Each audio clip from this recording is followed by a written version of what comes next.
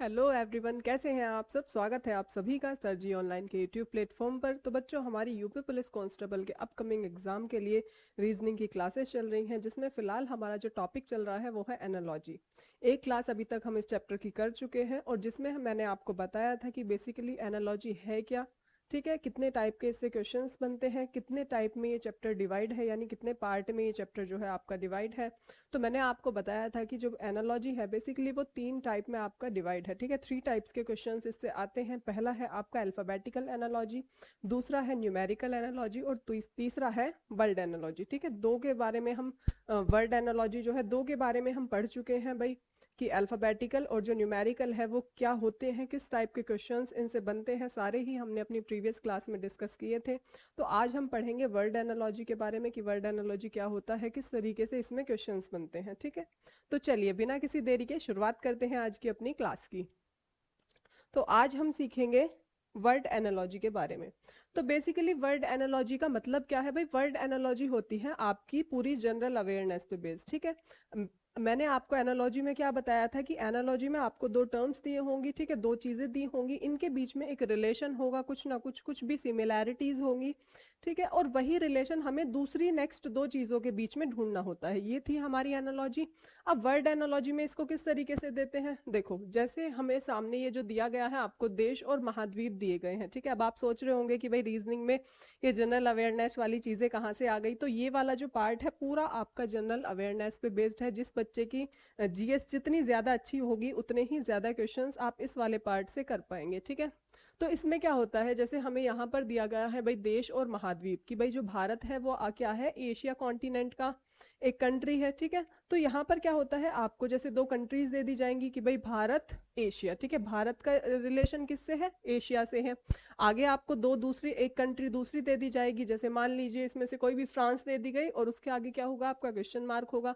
तो जो रिलेशन भारत का जो है एशिया से है, वही रिलेशन फ्रांस का किससे है। तो भारत का एशिया से क्या रिलेशन है कि भाई भारत जो है वो एशिया कॉन्टिनेंट का एक कंट्री है। तो इसी तरीके से आपको बताना होगा कि फ्रांस जो है वो किस कॉन्टिनेंट का कंट्री है, ठीक है।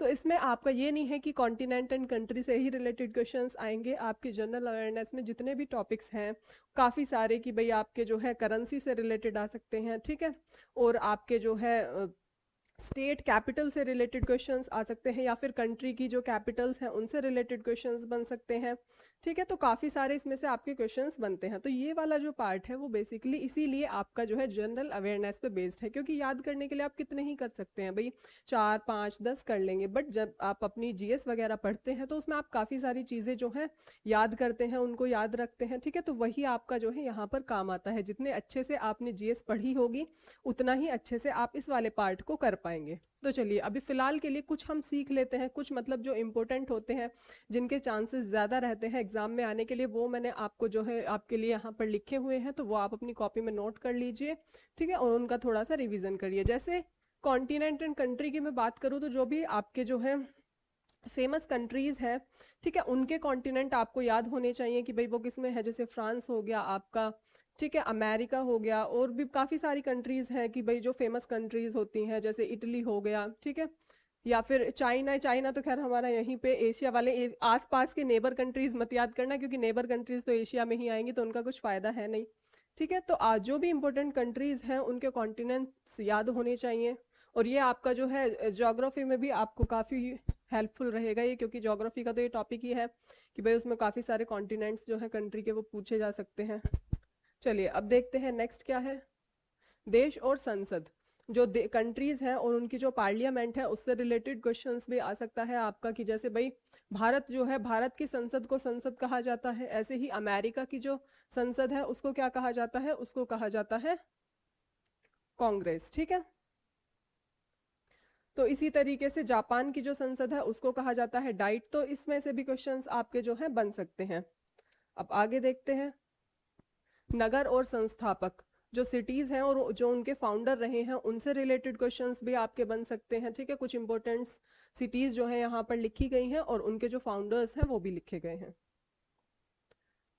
आगे आ जाता है उपकरण और माप। उपकरण यानी जो आपके इंस्ट्रूमेंट्स होते हैं जिनसे मापा जाता है कोई भी चीज़, जैसे सिस्मोमीटर जो है ये क्या है, आपका भूकंप नापने के लिए कि भूकंप की क्या तीव्रता वगैरह है, उस तरीके से मे बी इस तरीके का कुछ होता है इसमें। ठीक है। ऐसे ही लैक्टोमीटर दूध की शुद्धता नापने के लिए होता है, तो ये साइंस वाला टॉपिक है। तो इसमें आपके जितने भी सब्जेक्ट होते हैं जनरल अवेयरनेस में, सारे ही किसी में से भी क्वेश्चंस बन सकते हैं। अब देखो ये वाला जो टॉपिक है ये साइंस का आ गया, उससे पहले वाला जो संसद वाला था वो आपका पॉलिटिकल साइंस का टॉपिक आ गया, और उससे पहले वाला जो था ज्योग्राफी का। तो इसीलिए मैंने आपको बोला कि जितनी अच्छी आपकी जनरल अवेयरनेस होगी उतना ही अच्छा ये वाला पार्ट जो है होगा। ठीक है। ऐसे ही देश और मुद्रा यानी जो कंट्रीज हैं और उनकी जो करेंसीज हैं वो भी आपको याद होनी चाहिए। तो जो भी कुछ फेमस कंट्रीज हैं या फिर जो इसके लिए जो हमारे देश की आसपास की जो कंट्रीज हैं, जैसे नेपाल हो गया, चाइना हो गया, ठीक है, और पाकिस्तान वगैरह हो गया, जो भी मतलब हमारे आसपास की कंट्रीज हैं उनकी तो आपको करेंसी पता ही होनी चाहिए। और उसके अलावा जो फेमस कंट्रीज हैं भाई, जापान हो गया, ठीक है, अमेरिका हो गया, ऑस्ट्रेलिया, इन सब की भी आपको याद होनी चाहिए। बट इसमें ये नहीं है कि थोड़ा कि भाई अगर आपने ये चार पांच ही याद कर ली इनमें से ही आ रहा है, बस हम इनको इसलिए याद करके चलते हैं कि इनके चांसेस ज्यादा होते हैं। ठीक है। जनरल अवेयरनेस चाहे यहाँ पर हो या फिर पर्टिकुलर आप अपने जनरल अवेयरनेस वाले सब्जेक्ट की बात कर रहे हो, वहां पर कभी भी श्योरिटी नहीं होती है चीज़ों की कि भाई मैं ये याद करके जाऊँ। हिस्ट्री मान लो मैंने काफ़ी अच्छे से याद कर ली है या हिस्ट्री काफ़ी अच्छे से पढ़ी है, तो मेरे एग्जाम में वही क्वेश्चंस देखने के लिए मिलेंगे। ठीक है। जनरल अवेयरनेस वाला जो पार्ट होता है वो चाहे किसी दूसरे सब्जेक्ट में आ रहा हो या फिर खुद अपना वाला सब्जेक्ट हो, वहां पर उसमें अब कभी भी श्योरिटी बहुत कम होती है। इसीलिए इसलिए काफ़ी हार्ड जो सबसे टिपिकल सब्जेक्ट माना जाता है वो जनरल अवेयरनेस ही माना जाता है, क्योंकि एक तरीके से उसकी कुछ लिमिट ही नहीं है। ठीक है। काफ़ी ब्रॉड, काफ़ी बड़ा सब्जेक्ट हो जाता है। एक तो काफ़ी सारे पार्ट्स में डिवाइड है, काफ़ी सारे सब्जेक्ट ऑलरेडी इसमें इन्वॉल्व है, और दूसरा क्या है कि पता नहीं होता है, ठीक है, कि कहाँ से कौन से वाले पार्ट से क्वेश्चन आ रहे हैं। मान लीजिए आप एंशियंट हिस्ट्री को काफ़ी अच्छे से पढ़ के गए हैं और पता चला वहाँ पर मॉडर्न हिस्ट्री आ गई। ठीक है। तो पता नहीं होता है हमें पर्टिकुलर कि कहाँ से क्वेश्चंस आएंगे, इसीलिए रीजनिंग और मैथ्स जो है या फिर लैंग्वेज वाले जो सब्जेक्ट हैं उनको काफ़ी हेल्पफुल माना जाता है अगर आपको एक अच्छा स्कोर करना है। ठीक है। तो इसीलिए रीजनिंग जो है उसे काफ़ी अच्छे से पढ़िए। रीजनिंग में ये वाला जो पार्ट है सिर्फ इसी में है थोड़ा सा जनरल अवेयरनेस का, वरना तो बाकी सारे जो सब्जेक्ट हैं उनमें, सॉरी, बाकी सारे जो आपके चैप्टर्स हैं उनमें ऐसा कोई रोल नहीं है। और इसमें भी ये नहीं है कि बहुत ज़्यादा टिपिकल क्वेश्चंस पूछे जाते हैं, बेसिक से ही क्वेश्चंस आते हैं, कोई बहुत ज़्यादा हार्ड नहीं आते हैं कि भाई बिल्कुल ऐसे आ गया या ऐसी कंट्री उठा के दे दी कि सुनी ही नहीं है, पता ही नहीं है, ऐसे नहीं, नॉर्मल से क्वेश्चंस आते हैं, बहुत ज़्यादा हार्ड नहीं आते। तो ज़्यादा डरने की ज़रूरत नहीं है कि भाई हमारी तो जनरल अवेयरनेस इतनी अच्छी है नहीं, ये भी ले डूबेगी, तो ऐसे वाला नहीं है। जो फिर भी जो इम्पोर्टेंट है, जैसे इम्पोर्टेंट कंट्रीज है या इम्पोर्टेंट कैपिटल्स हैं, करेंसीज हैं, तो जो इम्पोर्टेंट है वहाँ वो वाली तो आप याद करके ही रखना ताकि आ जाए तो थोड़ा बहुत पता हो। ठीक है। जैसे ये व्यक्ति और समाधियां हैं। ठीक है। महात्मा गांधी की समाधि राजघाट है। ठीक है। लाल बहादुर शास्त्री की जो है वो विजय घाट है। तो इस तरीके से आपको ये भी याद होनी चाहिए। इसके अलावा परिभाषा और शब्द अध्ययन है, जैसे एंथ्रोपोलॉजी किससे रिलेटेड है, मानव से रिलेटेड है। ठीक है। वायरोलॉजी किससे रिलेटेड है, विषाणु से रिलेटेड है। आविष्कार और आविष्कारक यानी जो इन्वेंशंस हुए हैं, ठीक है, किसने वो इन्वेंशन किए हैं, वो भी कुछ याद होने चाहिए। साइंस वाला पार्ट है ये। ठीक है। तो ये भी आपको कुछ जो खास खास है वो याद होने चाहिए। और अगर आप साइंस अच्छे से पढ़ रहे हैं तो फिर तो आपको ऑलरेडी पता होंगे काफ़ी सारे, फिर तो कोई प्रॉब्लम है ही नहीं। खेल और परिसर, जैसे कुछ गेम्स है वो कहाँ पर खेले जाते हैं, ये आपका जो है करंट अफेयर वाला पार्ट भी है। ठीक है। करंट अफेयर में ये चीज़ें आप पढ़ते हैं। देश और समाचार एजेंसियां, ठीक है, कंट्रीज की जो कुछ फेमस जो है एजेंसियां हैं, समाचार एजेंसी, उनके नाम जो है वो आपको याद होने चाहिए। और कल्चर और उत्पादक क्षेत्र, जैसे सेरिकल्चर का संबंध किससे है, रेशम उत्पादन से है, वैसे ही पीसी कल्चर का संबंध किससे है, मत्स्य उत्पादन से है। तो ये भी आपको याद होने चाहिए। ठीक है। अब यहाँ से हमारे जो है क्वेश्चंस शुरू हो गए हैं। तो ये आपको जितने भी मैंने आपको कराए हैं वो कुछ इंपॉर्टेंट थे जो आपको याद करने हैं। अपनी कॉपी वगैरह में आप नोट कर लीजिए, जहाँ पर भी आप अपने नोट्स वगैरह प्रिपेयर करते हैं। तो कुछ इंपॉर्टेंट जो थे हर टॉपिक से रिलेटेड या हर टाइप से रिलेटेड, वो मैंने आपको लिखवा दिए हैं। साथ में आपको ये भी पता चल गया होगा कि भाई किस किस टॉपिक पे से क्वेश्चंस आ सकते हैं। ठीक है। जैसे संसद से रिलेटेड आ सकता है, कल्चर से रिलेटेड आ सकता है, या इन्वेंशन से रिलेटेड आ सकता है। ठीक है। तो आपको इसके साथ ये भी पता चल गया होगा। चलिए अब बात कर लेते हैं क्वेश्चंस की। क्वेश्चन से आपको ये समझ में आ जाएगा कि भाई क्वेश्चंस बनते किस तरीके से हैं। अब जैसे पुस्तक है पुस्तकालय, वैसे ही फाइल का संबंध किससे होगा भाई? पुस्तक जो है, पुस्तक का संबंध किससे है? पुस्तक का पुस्तकालय, जो बुक्स है हमें लाइब्रेरी में मिलती हैं, तो वैसे ही हमें फाइल कहाँ पर मिलेगी? तो फाइल हमें मिलती है फोल्डर में। ठीक है, ये वाले जितने भी आज हम क्वेश्चंस करेंगे वो सारे आप खुद से लगा के देखेंगे, इसमें साथ में आपको ये भी पता चलेगा कि आपकी जनरल अवेयरनेस जो है वो कितनी अच्छी है, क्योंकि इसमें पेन कॉपी वाला तो आज कोई ज़्यादा यूज़ होगा नहीं। तो ये सारे जो हैं ये प्रीवियस ईयर क्वेश्चन है, जो आपके यूपी पुलिस का अभी री एग्ज़ाम हुआ था आपका, उसमें जो क्वेश्चंस आए थे इस टॉपिक से या इस चैप्टर से, जितने भी क्वेश्चंस आए थे वो सारे ही क्वेश्चंस, ज़्यादातर जितने भी हो सके हैं वो सारे ही क्वेश्चंस आज हमने रखे हैं करने के लिए। आपको ये पता चल जाएगा कि जो लेवल है जीएस का, इसमें जो रोल है वो जो है कितना है, कितने हार्ड क्वेश्चंस बन सकते हैं। नेक्स्ट क्वेश्चन है, राज्यपाल का संबंध राज्य से है, वैसे ही राष्ट्रपति का संबंध किससे है? भाई राज्यपाल का संबंध, जो काम एक तरीके से राज्यपाल का एक राज्य में होता है, वही काम जो है राष्ट्रपति का क्या होता है? देश के लिए। ठीक है, लोकसभा में जो है वो अध्यक्ष होता है, वैसे ही राज्यसभा, जो लोकसभा की जो अध्यक्षता करता है वो कौन होता है? भाई लोकसभा अध्यक्ष होता है। वैसे ही राज्यसभा की जो अध्यक्षता करता है वो अध्यक्ष नहीं होता, वो होता है कौन? हमारा उपराष्ट्रपति। जो उपराष्ट्रपति होता है वो ही राज्यसभा का अध्यक्ष भी कहलाता है, तो इसका आंसर है उपराष्ट्रपति। ठीक है, ये ऐसे क्वेश्चन है, आप पॉलिटिकल साइंस जब आप अपनी सिविक्स वगैरह, पॉलिटिक्स जब पॉलिटी जब आप पढ़ते हैं अपनी, तो उसमें ये तो काफी बेसिक से क्वेश्चंस हैं। हृदय का संबंध जो है हृदय विज्ञान से है, वैसे ही मस्तिष्क का संबंध किससे होगा? भाई सॉरी, किडनी से तो होगा नहीं, नेत्र से भी नहीं होगा, स्त्री रोग से भी नहीं होगा, तो तंत्रिका विज्ञान। नहीं भी पता तब भी ऑप्शन इस तरीके से आ जाते हैं कि आप ढूंढ ही लोगे अपना आंसर। ठीक है, नर्वस सिस्टम से रिलेशन होता है मस्तिष्क का। अगला क्वेश्चन है, कंपास का संबंध जहाज से है, वास्तु का संबंध किससे है? जैसे कंपास जो है वो जहाज को, जो शिप वगैरह होते हैं उनमें डायरेक्शन के लिए यूज किया जाता है, तो वैसे ही जब घर में हम किस चीज का यूज करते हैं? वास्तु का यूज कहाँ पर होता है? घर में, भवन में। ठीक है, हृदय जो हार्ट से रिलेटेड जो डॉक्टर हैं उनको क्या कहा जाता है? कार्डियोलॉजिस्ट कहा जाता है। ऐसे ही वृकक जो है, वृकक यानी किडनी, ठीक है, तो उसका रिलेशन किससे होगा? नेफ्रोलॉजिस्ट से। ठीक है, अब अगला क्या है? पोलियो। जो पोलियो बीमारी है वो वायरस से फैलने वाली एक डिजीज है। इसी तरीके से जो एंथ्रेक्स है वो किससे फैलती है? वो फैलती है आपकी बैक्टीरिया से। ये बेसिकली कुछ जानवरों से फैलने वाली बीमारी होती है। ठीक है,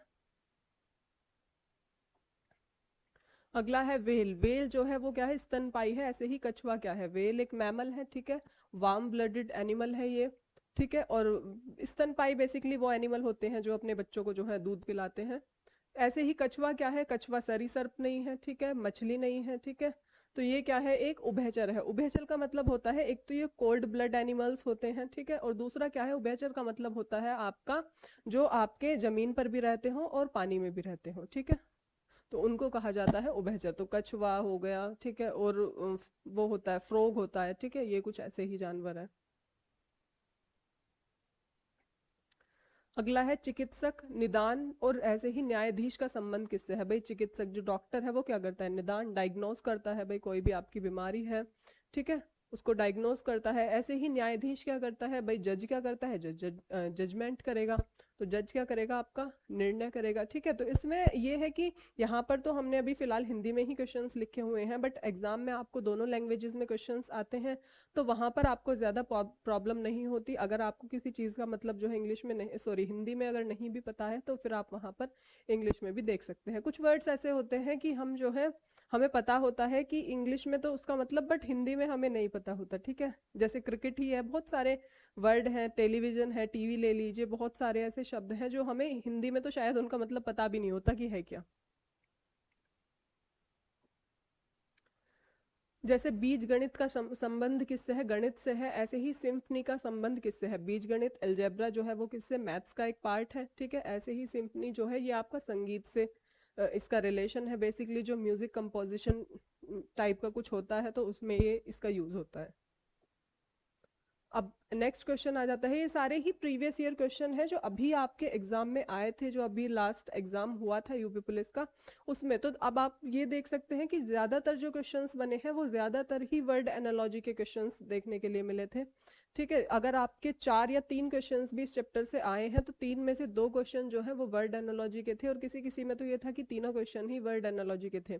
तो इस बार जो है वर्ड एनालॉजी वो काफ़ी देखने के लिए मिली थी एग्जाम में, बट ऐसा नहीं है कि आप इसी को तैयार करके जाओ और 2 को बिल्कुल ध्यान ही ना दो। ये चीज़ें कोई कंपल्सरी नहीं होती हैं कि इस बार वर्ड एनालॉजी आई है तो अगली बार भी वही आएगी। हो सकता है अगली बार अल्फ़ाबेटिकल एनालॉजी से काफ़ी क्वेश्चंस आए, या फिर हो सकता है तीनों से एक एक क्वेश्चन आ जाए। तो आपको तीनों इक्वली पढ़ने हैं, काफ़ी अच्छे से पढ़ने हैं, क्योंकि कभी भी ये जो कॉम्पिटिटिव एग्जाम है आजकल इनमें ये नहीं रहा कि इस वाले पार्ट में से ही आएगा, इस वाले में से ही नहीं आएगा, ये कहीं से कुछ भी उठाकर दे सकते हैं। तो इस बार जैसे वर्ड एनालॉजी से काफ़ी क्वेश्चंस आए थे, हर ये मान लो हर शिफ्ट में अगर 3 क्वेश्चंस हैं तो 3 में से जो है 2 क्वेश्चन जो है वर्ड एनालॉजी से थे। ठीक है, तो इसको तो काफ़ी अच्छे से पढ़ ही लेना, बट जो दूसरे टाइप्स हैं इसके उनको भी इतने ही अच्छे से पढ़ना, क्योंकि ये नहीं, ये फिक्स नहीं होता कि इस बार ये आए हैं तो अगली बार भी ये आए, या इस बार ये आए हैं तो अगली बार ये ना आए। ठीक है, तो देखो भाई ये वाला क्वेश्चन है आपका अल्फाबेटिकल एनालॉजी से रिलेटेड है। अब यहाँ पर क्या है कि ए बी सी और जेड वाई एक्स ये आपको दिए गए हैं। जो ए बी सी का रिलेशन जेड वाई एक्स से है वही रिलेशन इन चारों में से किसी के बीच में बन रहा होगा, और वही क्या करना है, हमें ढूंढना है। ठीक है, तो देखो ए बी सी तीनों लाइन से आने वाले अल्फाबेट हैं, ए के बाद बी आता है, बी के बाद सी आता है, और अगर मैं इसमें देखूं तो X Y Z, X Y पीछे से अगर मैं इनको पढ़ूं तो पीछे से ये भी तीनों लगातार आने वाले अल्फाबेट्स हैं। तो अगर इस चीज को मैं देखूं तो सी बी सी पहले वाला तो है ही नहीं। ठीक है, उसके बाद दिया गया है B C D, B C D ठीक है तीनों लाइन से आए हैं। उसके बाद पीछे से पढ़ूं तो डब्ल्यू एक्स वाई ये भी तीनों लाइन से आए हैं, मे बी ये वाला आंसर हो सकता है। ठीक है, अब ये नहीं है कि यहीं पर इसको छोड़ दिया यहीं पर टिक कर दिया, हो सकता है जो नीचे के 2 ऑप्शन दिए गए हैं वो भी सेम इसी तरीके से हो, तो फिर हमें कोई दूसरी अप्रोच ट्राई करनी पड़ेगी।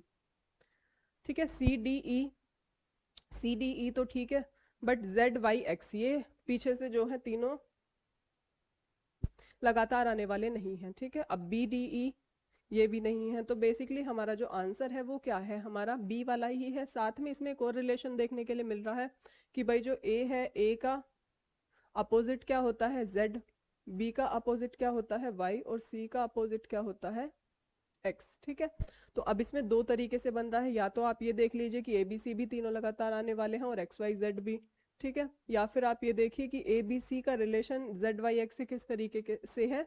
तो वैसे इसमें यही वाला ज्यादा जो है अप्लाई होगा कि ए बी सी का रिलेशन जेड वाई एक्स से किस तरीके से है, कि जेड वाई एक्स जो है वो ए बी सी के अपोजिट वाले वो है। ठीक है, अपोजिट अल्फाबेट्स हैं, तो इसीलिए जब फर्स्ट क्लास हमने की थी तो मैंने वहां पर आपको ट्रिक भी थोड़ी सी बताई थी इनको याद करने की, क्या होती है कि किस तरीके से आप जो है अपोजिट अल्फाबेट्स को याद कर सकते हैं। ठीक है, तो ये वाले आपको जरूर याद होने चाहिए, वरना आप वहां पर एग्जाम में सोचते ही रह जाओगे कि कौन सा किसके अपोजिट है। तो अपोजिट और एक जो है कि कौन सा अल्फाबेट किस नंबर पे आता है, ये दोनों चीजें आपको काफी अच्छे से याद होनी चाहिए, ताकि आपको देखते के साथ पता चल जाए, आपको ज्यादा सोचना ना पड़े।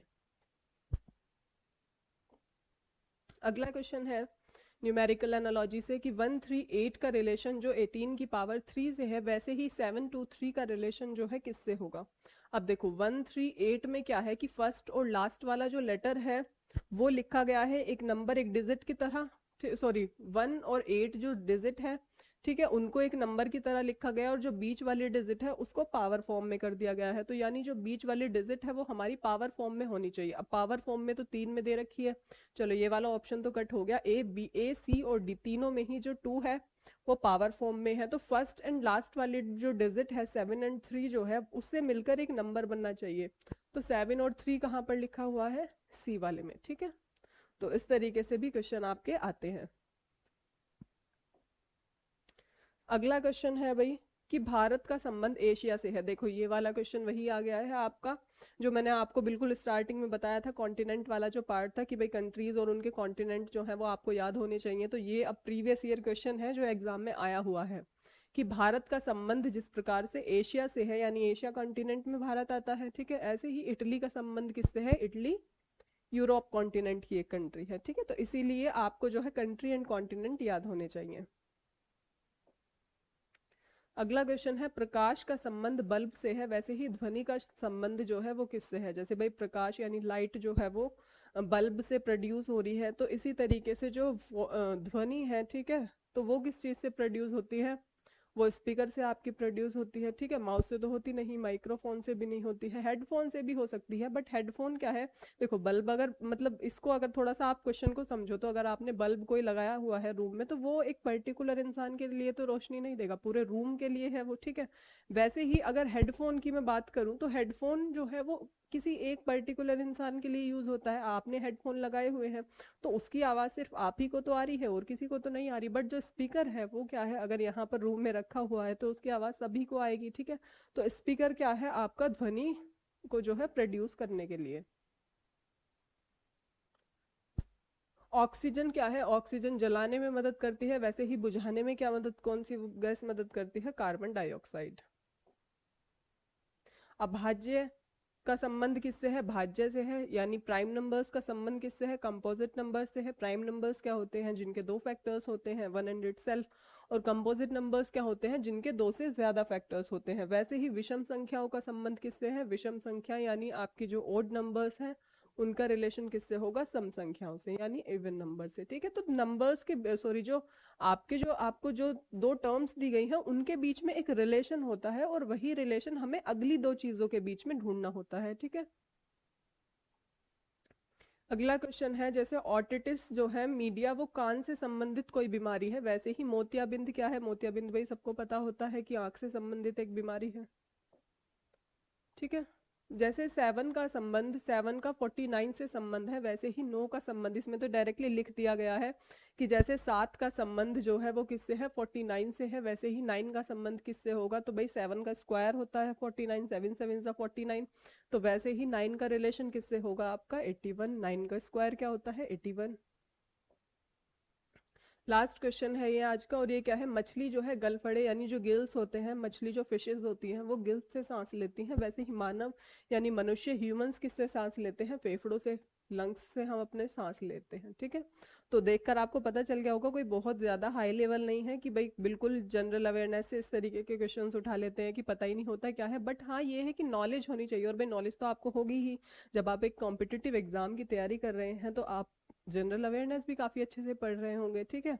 तो ये जो है ये वाला टाइप वैसे तो आपका जो है जनरल अवेयरनेस से ही कवर हो जाता है, बट फिर भी आप जो है कुछ एक्स्ट्रा अपनी तरफ से भी याद करके चलिए। और मैं आपको बता दूं कि भाई इस बार का जो एग्ज़ाम हुआ है उसमें काफ़ी सारे क्वेश्चंस, ये मान के चलो कि चार भी क्वेश्चन आए हैं तो चार में से तीन जो है वो वर्ड एनालॉजी से क्वेश्चंस आए हैं, तो ये आपका कोई हल्के में इसको मत लेना कि इससे क्वेश्चंस नहीं बनते हैं। काफ़ी सारे, ये देख लो जितने भी मैंने आपको क्वेश्चंस कराए थे, मैं इसमें से सिर्फ दो तीन क्वेश्चन ही थे जो अलग थे, वरना तो ज्यादातर सारे क्वेश्चंस जो थे वो वर्ड एनालॉजी से ही थे। तो ऐसा नहीं है कि अगली बार भी यही आए, बट ऐसा भी नहीं है कि ये अगली बार ना आए, ठीक है। तो इस वाले पार्ट को भी आप काफ़ी अच्छे से कर लेना, ठीक है। वैसे तो काफ़ी सारे क्वेश्चंस या काफ़ी सारे जो टाइप्स हैं वो मैंने आपको सिखा दिए हैं, बाकी अब आपकी प्रैक्टिस के ऊपर डिपेंड करता है कि आप कितनी अच्छे से प्रैक्टिस करते हैं इनको। तो चलिए फिर आज की क्लास को हम यहीं तक रखते हैं, मिलते हैं अपनी नेक्स्ट क्लास में, तब तक के लिए bye bye and have a nice day.